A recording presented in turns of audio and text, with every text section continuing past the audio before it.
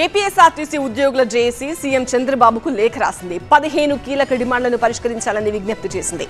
28న భవిష్యత్తు కార్యాచరణ ప్రకటిస్తామని హెచ్చరించడం హీట్ పెంచుతోంది.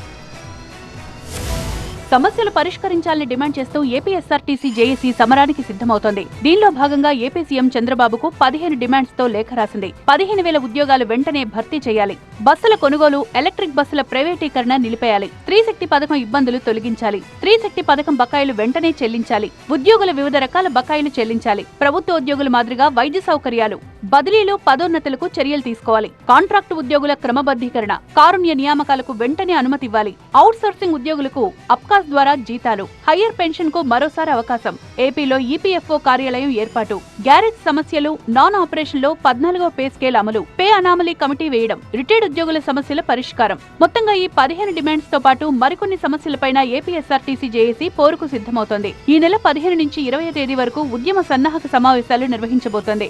ఆ తర్వాత 28న కీలక సమావేశం నిర్వహించి భవిష్యత్ కార్యాచరణ ప్రకటించనున్నట్టు వెల్లడించడం ఆసక్తిగా మారుతోంది.